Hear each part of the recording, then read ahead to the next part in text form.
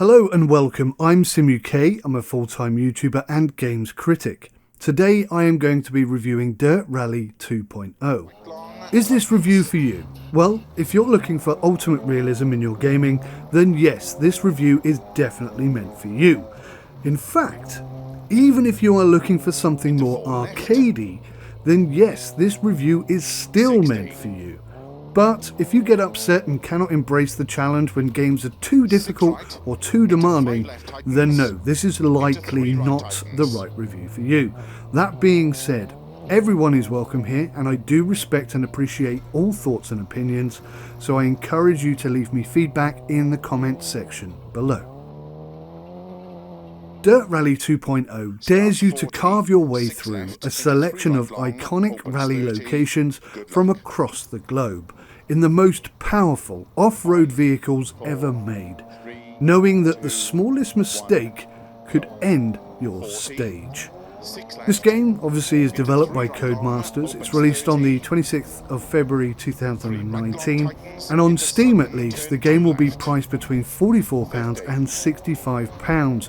This is based around the future DLC, which I'll discuss a little bit more later. Obviously, Codemasters are responsible for the original Dirt Rally, and this is the long-awaited sequel, as Dirt 4 really was not in the same ballpark. The game promotes track deformation. This is definitely a new game feature, and it makes for a very, very realistic gaming experience. The quick review is this. If you are a fan of the original Dirt Rally, then this game is almost certainly the improved sequel that you and I have been looking for. In all honesty, the game itself deserves nothing more than praise and accolade, but, and it's a big but, Codemasters have made some decisions around this truly excellent game which might put every single potential buyer off. Now, for some reason, Codemasters have introduced an online-only DRM state. In a nutshell, this means that to play the game at all, you need to be online. Yes, even for single player, and there are a plethora of potential issues that come with this stance. Furthermore, Codemasters have released Dirt Rally 2.0 with a lot of content hidden behind a DLC paywall. You will not find any snow in Dirt Rally 2.0 unless you buy the additional DLC, which is not even available yet. Unfortunately, that is not all that Codemasters have done. They have also delayed VR support. Now, I personally do not intend on using VR in this game all that much. I find head tracking works just fine, and if you're interested in seeing my review on the just released wireless DLAN clip, I have a review coming up very soon. And also, there will be an opportunity for you to win one of these devices, so make sure that you subscribe and click the bell in order to be notified. So I personally have purchased the Mega Pack. There is a link in the description below which will get you this full package at the same price as the base game is on Steam. So make sure you check that out if you're interested in buying Dirt Rally 2.0. Ultimately, this game is epic. The handling is spot on. The force feedback, even in its default state, is pretty close to perfect. The graphical effects are next level, and as such, this game is very demanding on your PC, so make sure that you check the minimum and recommended specs to ensure that your PC can cope. So far, Dirt Rally 2.0 offers everything I hoped it would. I am not impressed with the online state required, and I am not impressed with so much essential content being hidden behind a paywall of DLC. Codemasters will hopefully listen to the concerns of their potential player base and consider making some changes, at least to the online state and the availability of snow, for example, in the base game. All of those concerns aside though, Dirt Rally 2.0 is so close to being perfect, I cannot possibly not recommend this game to everyone. From arcade to hardcore sim fans, this game is excellent. There are a few questions around collisions and the collision system. For example, a full head-on collision might result in a rear wheel puncture, which doesn't really make any sense. So maybe the damage algorithm needs a rethink, but even with that disappointment, this game is off the charts good, and with a wheel in hand, it is remarkably realistic. If you want a more in-depth review, then keep watching. 2, 1, go. 40, 6 left. The UI certainly is in keeping with Codemasters' high standards. I do find that some of the process steps in order to cancel an event, and even some of the device mapping and key binding info, is a little bit confusing, to be honest. But once it's understood, the rest is pretty streamlined, modern and intuitive. Each of the tracks and stages are out of this world good, and the transition from light to dark and back again is spellbindingly awesome. I do feel that in some areas the wet track is far too shiny, an issue that I see in almost all games with wet weather, to be honest. But there are also areas where it looks perfectly photorealistic, so maybe there is a tweak or a future patch which can improve this aspect even more. As you would expect, the car modelling is exceptional, both inside and out. And I also like the damage modelling, which is impressive to say the least. Dirt Rally 2.0 is an extremely demanding game, so please do make sure you check the minimum specs and ensure that your PC is capable of running this game. I have a GTX 1080 Ti, but my bottleneck is the 7-year-old i7-4770. Things are further exacerbated by the recording software which I use to record gameplay footage, so I did experience some stutters along the way. Fairly often, but always brief and not quite enough to stop me from playing, although sometimes a stutter can cause you to miss your apex. That being said, I have been running on Ultimate and I have not adjusted my settings at all, so I am fairly confident that this is something I can overcome with tweaks. If you are running a newer CPU, I doubt very much that this will be an issue for you. The in-game music is okay, but who really cares about that? The in-game audio is brilliant. Damage will be heard as much as it will be felt. If you have ever driven a car with a flat tyre, then you know that flap slapping sound all too well. The same applies with bumpers hanging off and the rattles from doors which have been buckled and popped open. In short, the in-game audio is excellent, and I'm very pleased to be able to say that. There are no tutorials to speak of. Your best bet is to just jump into a historical event or quick play using the default settings, which are a little bit more forgiving.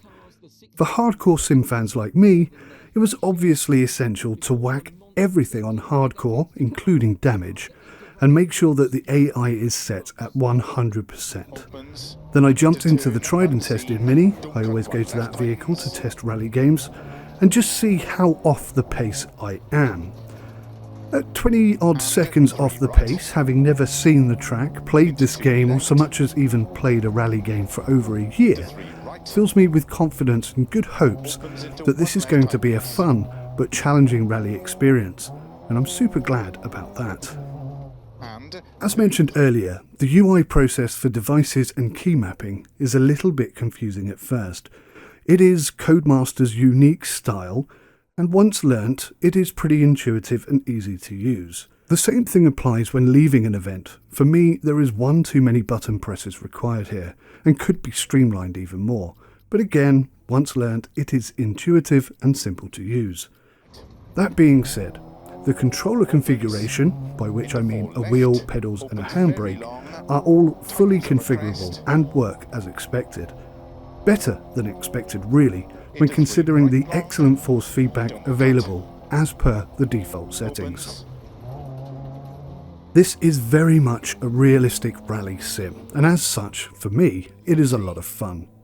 From the realistic modelling and handling of the cars to the brilliant track design and newly added track deformation, not to mention the in-game audio and truly superb lighting effects, this game oozes realism and fun on a scale I have never before seen. This really is Dirt Rally 2.0.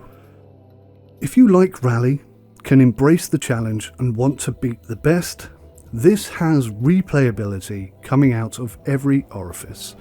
Obviously the career mode is a quite complex and involved thing, and I want to take more time to look at that properly before I give you a full review on that. But certainly the career is available, and even if you stay away from that, you can create your own events quite easily. And then there's multiplayer. So in terms of replayability, this game delivers a heck of a lot, even in the base game without the additional DLC. So Dirt Rally 2.0 certainly is a simulated rally title. Even with its restricted features, the base game delivers an enormous dollop of realistic rally right into your gaming environment. If it wasn't for the highly questionable business decisions from Codemasters and the hidden content behind the DLC paywall, there really would not be anything serious to complain about in this title. It delivers very highly in all of the key areas for a hardcore rally sim fan, while still accommodating those who want more of an arcade experience.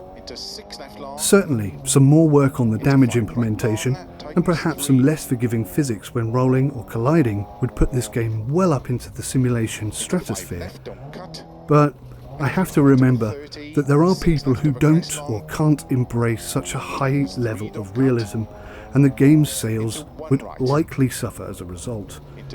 So as it is, I think the balance between hardcore realism and arcade has been very well managed here, and I'm pleased that Codemasters have paid so much care and attention to the simulation aspect of this title. The AI are very fast, and on some tracks at 100% they are unbelievably quick. So quick that at this point in time I cannot ever see myself becoming competitive against them. But then on the other track sections they are less dominating, and I think this is quite realistic, as you too will find that certain conditions and track types suit you more than others. I am surprised and disappointed that you still see no AI vehicles except at the very start of the race, even if you wipe out completely, and as I did, get stuck on the other side of the fence and unable to get back through. This is something that I assume is a bug, but you'll never see any AI vehicles pass you. Now, despite being incredibly impressed with this game, it isn't totally perfect. The fences, as I just mentioned, are usually excessively robust and capable of withstanding even a high-speed head-on collision. This is simply not realistic and is akin to the buffers at a bowling alley. Needless to say, I don't like this very much. In contrast, however, the bushes are pretty flipping resilient. Driving over them or through them is simply not an option, and this is great to see. I've mentioned already the odd collision/damage system, which doesn't feel 100% realistic as it is. I think with a little bit of work here to patch damage to the appropriate area of the car would be beneficial, and it would enhance that level of realism that I am personally searching for. The damage modelling and resulting changes to the car's handling and audio, though, is absolutely brilliant. So it feels like all of the pieces are there, they're just being put together in the wrong order. I'd say the weather system is good, in the sense that it is realistic looking and certainly does affect your car's handling, but it does raise the following questions. Should there be more tyre choices available? Also, I would prefer to have dynamic weather. Starting with a dry spell and having to cope with a sudden downpour would be amazing, but as yet, this is not seemingly a feature. As such, I also have to question whether or not the weather actually makes any difference to the track deformation. A great new feature, but my instincts tell me that this is not the case. I will need to do more research before I can be completely sure. But again, this is an option that Codemasters have failed to capitalise upon. In short, so far, with my limited gameplay experience, Dirt Rally 2.0 has delivered in all of the key areas for me. I have much more to investigate and explore, and I will follow up this video with more gameplay and reviews as things evolve. But the long and short of it is this. This is the best rally sim that I have ever played, and only the paywall and the online aspects do anything to dissuade me from recommending this game. But so good is the title itself, the base game, I do still feel that a solid recommendation is appropriate here. into turn unseen. To summarise, Don't cut one the left cars tires. look brilliant and they sound brilliant. The tracks are exceptional. The track deformation is a great new feature and it does a lot to make the game feel even more realistic. The weather, although not dynamic, is also very well done. And ultimately, the excellent force feedback combined with everything else makes this the most realistic rally experience I've ever had. The damage system, however, is a little bit messed up. It could be fixed, as I feel all the pieces are there, they just need to be put into the right order. And there's no snow. This will be hidden behind the paywall DLC, which I'm obviously not a fan of. And equally, the online-only state, DRM, whatever you want to call it, I'm massively disappointed with that aspect. What I'd like to see going forward is offline single-player capability. Maybe upload your times at the end or asynchronously rather than having this constant online requirement. I'd like to see snow added to the base game along with any other key features that are currently missing and hiding behind this DLC paywall.